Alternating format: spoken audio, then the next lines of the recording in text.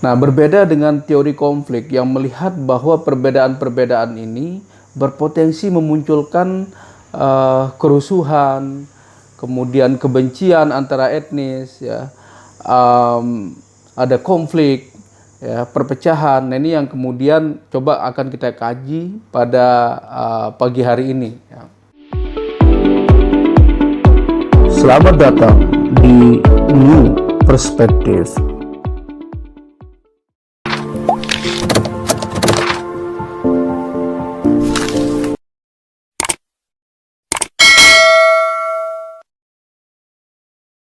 Nah, jadi kalau kita berbicara tentang tradisi, budaya, etnis, ini sifatnya sangat beragam.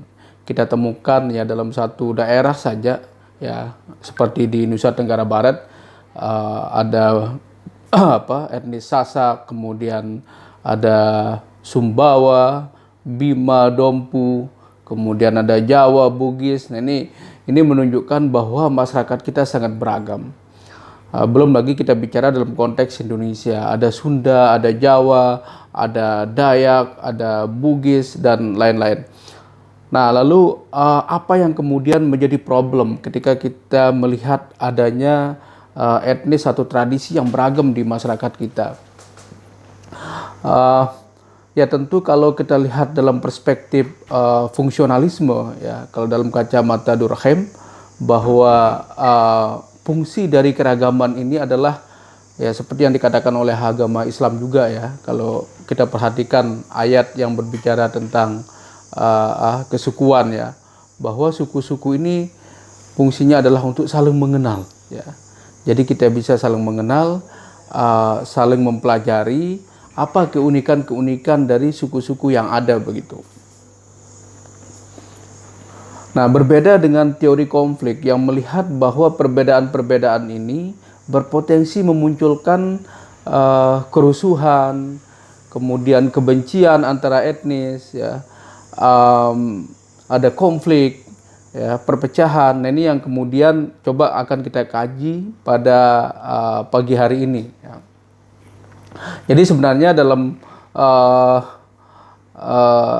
konteks fungsionalisme tadi, ya, bahwa keragaman ini memiliki fungsi, ya. Memiliki fungsi. Apa fungsinya? Muncul tradisi-tradisi yang berbeda, yang bagi kita sangat unik begitu. Ketika saya melihat misalkan bagaimana pakaian masyarakat Dayak, ya, cara mereka berpakaian, kemudian cara mereka untuk survive, ya, cara bertahan hidup misalkan, di mana mereka ya seperti seperti zaman dulu begitu. Mereka masih berburu, kemudian mereka berladang, tinggal di hutan-hutan, ya. Jadi tidak semua masyarakat Dayak misalkan bisa beradaptasi dengan pola-pola masyarakat modern ini, ya. Ya, contoh sederhananya samalah dengan orang tua kita, ya. Yang misalkan orang tua kita suruh main HP Android misalkan, ya, atau disuruh main game. Jadi pasti mereka sangat kewalahan begitu, ya, kalau mereka tidak punya pendidikan yang bagus, ya. Ya berbeda kalau misalkan orang tuanya sudah berpendidikan, pernah kuliah, saya kira nggak ada masalah, ya, kemudian beradaptasi dengan teknologi dan pola-pola yang ada di masyarakat modern. Nah, tetapi di suku-suku tertentu seperti yang saya katakan di komunitas Dayak misalkan, ya. Kebetulan saya pernah tinggal di Kalimantan sekitar 7 tahun di sana, di Samarinda, Kalimantan Timur. Saya banyak mengeksplorasi budaya-budaya Dayak, ya, keliling ke kampung-kampung, ke hutan-hutan, menjadi peneliti. Saya memperhatikan kehidupan mereka sangat berbeda dengan yang ada di Lombok misalkan, ya. Kenapa? Karena secara geografis, ya, juga ini sangat mempengaruhi bagaimana cara orang hidup. Kalian bisa lihat misalkan, ya, penduduk yang ada di Sembalun, ya, di dekat Gunung di dekat Gunung Rinjani, kemungkinan besar mereka punya tradisi dan gaya komunikasi yang berbeda jika kita bandingkan teman-teman kita yang hidup di daerah pesisir, ya, di daerah pantai misalkan. ini akan terjadi perbedaan gaya komunikasi. Ya. Bisa jadi teman-teman kita yang di daerah pantai mungkin suaranya lebih besar kalau bicara, besar dan cepat begitu. Dengan dibandingkan dengan teman-teman kita yang ada di pegunungan. Ya. Begitu juga dengan warna kulit ya bisa juga berbeda ya. Teman-teman kita yang di pantai mungkin sedikit gelap ya karena mereka banyak di laut. Nah, dibanding dengan teman-teman kita yang ada di daerah-daerah pegunungan, dingin, ya, mereka jarang bersentuhan langsung dengan matahari, misalkan, ya. Nah, ini perbedaan-perbedaan yang ada. Nah, berbicara tentang potensi konflik. Jadi kalau dulu pernah saya singgung bahwa orang yang pertama kali melihat, ya, menteorikan konflik ini adalah Karl Marx. Tetapi dia melihat konflik antara pekerja dengan pemodal ya di dalam sebuah perusahaan. Nah, lalu bagaimana dengan konflik-konflik yang lain? Nah, ini yang kemudian dijabarkan oleh para sosiolog ya, tokoh-tokoh sosiologi, antropologi yang kemudian meriset ya, meneliti di lapangan, melihat bagaimana kelompok-kelompok etnis hidup, bagaimana mereka berinteraksi, bagaimana kemudian muncul konflik di antara mereka. Nah, setidaknya kalau kita perhatikan ya, ini di dalam melihat konflik ini ada beberapa teori ya, yang mungkin teman-teman perlu tahu. Pertama, teori konflik itu sendiri. Ya. Jadi konflik itu muncul ketika ada dua ya, tujuan, ketika ada satu tujuan yang diperbuatkan oleh dua orang atau lebih ya, dengan cara yang berbeda, tetapi tujuannya sama. Ya. Jadi sehingga apa muncul kemudian konflik ya, muncul perpecahan di antara mereka begitu. Nah, kalau kita berbicara teorinya, ya, jadi ada beberapa teori. Tadi teori konflik, kemudian untuk melihat konflik itu sendiri ada juga teorinya. Ya, misalkan ada teori yang disebut dengan ini mazhab primordialisme. Ya. Jadi mazhab primordialisme ini melihat bahwa konflik itu karena perbedaan prinsip, perbedaan nilai antara satu suku dengan suku yang lain. Ya. Tetapi kemudian teori ini di-challenge ya, ditentang oleh mazhab baru yang mengatakan bahwa konflik itu bukan karena perbedaan. Misalkan nih saya orang Sasak ya. Ketika saya bertemu dengan teman-teman saya dari Bali, kemudian dari Jawa, ya, tidak kemudian secara otomatis mendorong saya untuk berkonflik begitu, ingin membunuh mereka atau memusuhi mereka. Ini yang kemudian mencoba men-challenge teori ini. Tetapi memang kalau kita perhatikan ya di beberapa kelompok suku ya, kayak di Papua misalkan ya. Jadi perang suku di sana masih sangat kuat ya. Karena mereka masih tergolong terkelompok ya dalam beberapa suku-suku yang sangat tradisional ya. Nah, ketika misalkan ada perbedaan hukum di antara mereka ya, ada yang melanggar, maka kemudian ini sangat berpotensi terjadinya perang suku secara besar-besaran. Nah, jadi teori primordialisme ini berprinsip bahwa perbedaan-perbedaan yang ada, baik itu bahasa, perilaku, ya ini yang kemudian memicu konflik. Ya. Nah, kalau kita baca tipe-tipe konflik ini juga sangat beragam ya. Pertama, konflik itu ya bisa sifatnya intra ya. Jadi yang sifatnya internal di dalam suku sendiri ya. Jadi di dalam suku besar ini, misalkan suku Sasak, banyak juga ya sejarah kalau kita perhatikan di masyarakat kita perang antara kampung ya. Jadi misalkan di Lombok Tengah kalau nggak salah beberapa kampung ya yang selalu menjadi langganan ya untuk berkelahi, berkonflik ya. Di Mataram juga ada ya antara kampung Muslim, tetapi ini bukan intra ya, eksternal ya. Nah, konflik antara kampung misalkan di Lombok, saya perhatikan ada semacam bawaan dari keturunan begitu, di mana satu kampung ini tidak bisa pernah ya untuk berkolaborasi ataupun menerima kampung yang lain. Ya, selalu ada stereotip yang dibangun. Wah, kampung si A ini begini, orangnya begini, ya.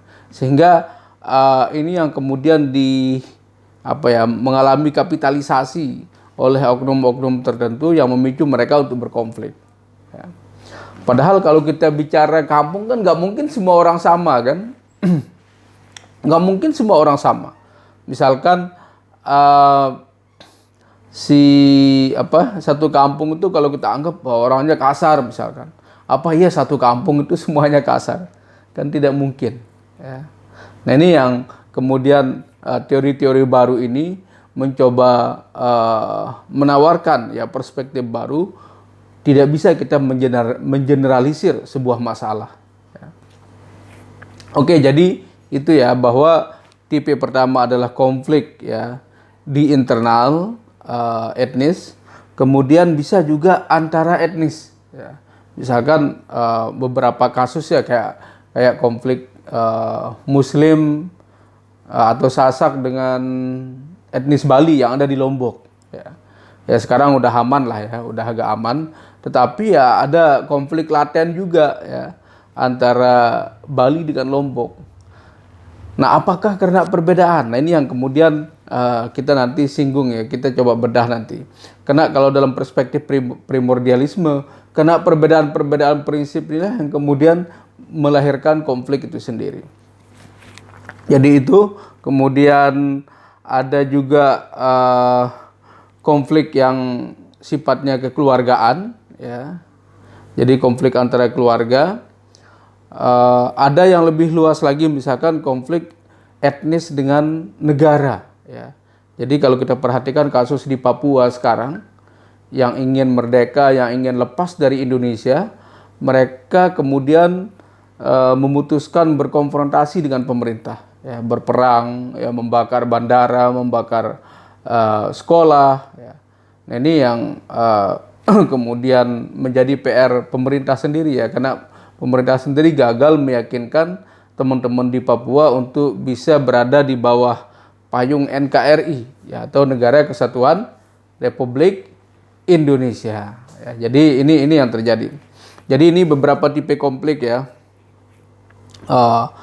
Nah kalau kita bagi, ini bisa juga kita bagi dua. Ada konflik horizontal, ada konflik vertikal. Jadi kalau konflik horizontal ini antara masyarakat, entah sifatnya etnis, entah sifatnya keagamaan, ya, entah sifatnya konflik keluarga, konflik antara kampung. Ya. Nah ada juga yang sifatnya vertikal. Ya. Jadi kalau vertikal ini lebih ke konflik antara masyarakat sipil dengan negara. Ya. Ya seperti beberapa kasus lah yang terjadi di Indonesia. Misalkan pernah terjadi pemberontakan DITII ya, yang melibatkan aktivis-aktivis Islam melawan pemerintah karena mereka ingin menegakkan hukum Islam misalkan ya. Jadi kasus DITII, ada kasus NII juga ya, Negara Islam Indonesia.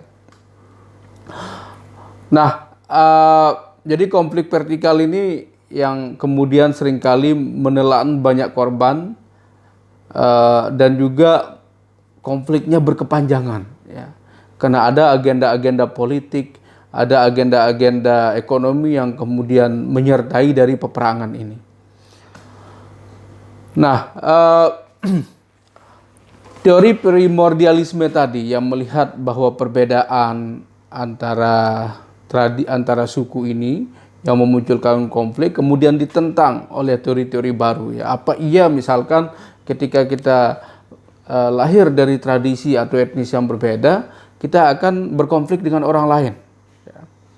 Padahal ya potensinya ada ya, kalau kita baca tadi data-data tadi, misalkan konflik antara etnis Bali dengan masyarakat yang ada di Lampung. Ya. Bahkan saya baca juga di Sumbawa apa di Bima kemarin sempat terjadi konflik antara Bali, etnis Bali dengan masyarakat lokal di sana. Ya. Atau yang di Kalimantan ya pernah terjadi konflik antara suku Dayak dengan suku Madura. Ya. Sebenarnya konflik ini ya, kalau kita perhatikan apakah benar karena perbedaan-perbedaan tadi yang menjadi pemicu konflik, yang menjadi triggernya begitu. Tetapi faktanya bahwa ada faktor-faktor lain. Nah, inilah yang kemudian ya tadi mazhab primordialisme, ada juga mazhab yang lain melihat ini mazhab konstruktivisme. Ya.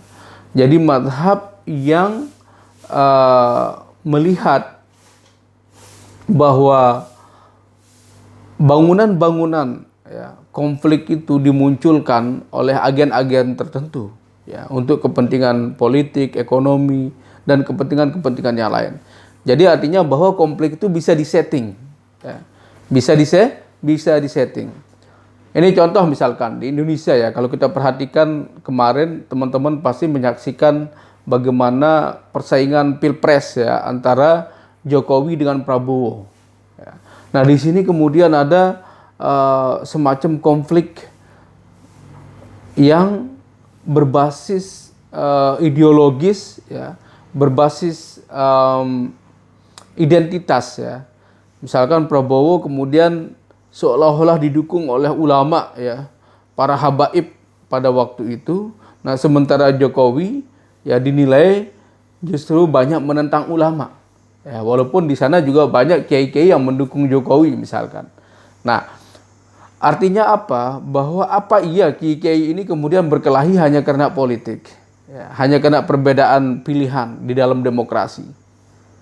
Apa yang terjadi? Bahwa ada agen-agen yang memang memainkan, ya, supaya orang-orang ini berkonflik begitu. Nah inilah yang kemudian coba dilacak dalam perspektif teori konstruktivisme itu, ya. Bagaimana kemudian bangunan-bangunan relasi sosial termasuk konflik-konflik yang ada itu memang sengaja disetting, sengaja dibuat sehingga masyarakat kemudian menjadi kacau begitu. Nah ini teman-teman salah satu kasus lah yang saya kira sangat pas untuk menggambarkan bagaimana konstruktivisme ini muncul. Peneliti dari Belanda ya, kalau tidak salah namanya, saya lupa namanya ya. Beliau banyak meneliti di Ambon ketika terjadi perang antara agama ya, antara Muslim dengan Kristen di sana.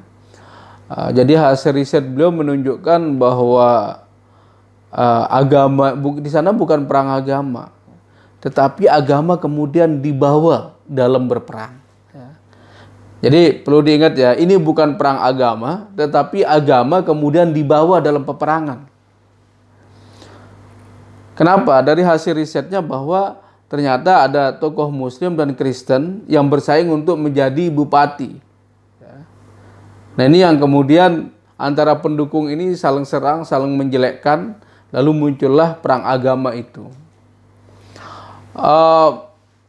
Ya seringkali kemudian agama ini menjadi alat yang sangat mudah ya untuk mengontrol emosi kita. Ya termasuk kasus ISIS misalkan ya, ISIS kemudian Al-Qaeda ya, kalau kita perhatikan kenapa kemudian ISIS itu banyak membantai ya, tidak hanya non-muslim, muslim yang berbeda dengan aliran politik mereka pasti mereka bantai ya, mereka bunuh. Kenapa? Karena mereka membawa agama ya.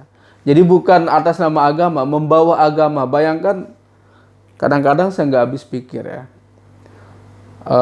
mereka ngebom tapi ngebom masjid gitu loh ya. Hanya karena perbedaan ideologi, perbedaan penafsiran di dalam melihat teks itu sendiri. Ini kan nggak masuk akal ya. Lalu kemudian mereka juga merusak ya statu ya, ya bukan patung ya, ya sejenis itulah Nabi Yunus ya, yang pernah dibuat sebagai simbol ya di beberapa negara, di Irak misalkan, itu dirusak ya karena alasannya bahwa ini berhala begitu. Ya oke lah, Rasul dulu kan pernah juga merusak patung ya, merapikan ya patung-patung yang ada di Ka'bah. Karena dianggap bahwa masyarakat Quraisy itu justru ada yang salah begitu, ada yang keliru. Nah, konteks sekarang apakah sama atau tidak? Sekarang kan patung boneka itu biasa. Memang hadis melarang kita membuat sesuatu yang mirip dengan manusia gitu, makhluk hidup ya. Tetapi kan pergeseran pemaknaan ini kan berbeda. Patung sekarang justru membuat orang bangga untuk mengingatnya begitu. Jadi ada patung Ronaldo, patung siapa Mike Tyson misalkan ya, patung Jenderal Sudirman. Ya. Ini kan kalau kita dari sisi akidah ya bisa aja kesyirikan kan, tetapi kan orang tidak lagi menyembah itu. Ya. Jadi dianggap sebagai sebuah karya yang seni gitu. Ya. Dan ada poinnya di sana untuk mengingat ketokohan orang tersebut. Nah ini yang teman-teman kalau kita perhatikan ya, teori ini cukup menantang ya. Jadi kalau teman-teman mau riset tentang konflik, perlu ya melihat apakah dalam perspektif primordialisme ya atau dalam perspektif konstruktivisme ya. Bagaimana kemudian konflik-konflik itu memang disetting untuk kepentingan pribadi dan kelompok. Adapun simbol-simbol ini kemudian dibawa di dalam arena persaingan dan pertarungan yang ada di masyarakat kita. Ya, jadi itu ya kalau kita bicara konflik. Nah, bisa juga misalkan kita kategorikan ya, ada konflik etnis, ada juga konflik agama. Ya. Jadi pernah terjadi perang salib ya antara Muslim dengan Kristen, kemudian perang yang ada di Palestina antara Muslim dengan Yahudi ya. Nah ini saya kira sejarah-sejarah yang melibatkan adanya agama di dalam konflik yang terjadi begitu. Kemudian ada juga konflik yang ada di Sri Lanka antara Hindu dengan Buddha. Ya. Kemarin di Myanmar terjadi konflik ya, teman-teman kita yang dari etnis Rohingya, ya, mereka juga diusir dari Myanmar ya, karena dianggap bukan orang asli di sana, padahal mereka sudah lama tinggal di sana. Lalu kemudian ada isu agama, ada isu terorisme ya, yang menjadi legalitas. Sejak kapan mereka jadi teroris? Mereka udah lama tinggal di sana kan. Nah ini yang kemudian menjadi pertanyaan besar kita. Apakah konsep negara modern ini aman ya untuk menyatukan masyarakat kita, atau justru banyak kekerasan yang muncul? Ya. Jadi ketika kelompok-kelompok suku besar ini berkuasa, mereka kemudian menindas suku-suku lain, suku-suku kecil. Ya. Ketika kelompok mayoritas agama ya, berkuasa, kemudian mereka berlaku diskriminasi terhadap agama-agama yang lain, yang minoritas di sana. Nah ini yang saya kira perlu menjadi catatan kita ya. Sekarang kan sering kita dengar istilah Islamofobia. Jadi Islamofobia itu ketakutan terhadap Islam. Ya. Misalkan yang terjadi di Perancis, ya, banyak teman-teman kita yang berhijab kemudian mengalami persekusi. Ya. Kemudian siapa lagi yang kemarin yang meninggal, yang biasa melukis karikatur Nabi ya. Jadi mereka membuat karikatur Nabi Muhammad, tetapi dengan hinaan-hinaan begitu, dengan lelucon-lelucon yang menurut saya sangat melukai masyarakat Muslim. Artinya bahwa walaupun nilai-nilai demokrasi itu sangat menghargai hak asasi manusia, ya tetapi ya perlu juga kita menghargai simbol-simbol yang lain yang dipercayai oleh masyarakat lain. Oke, saya kira itu pertemuan kita hari ini.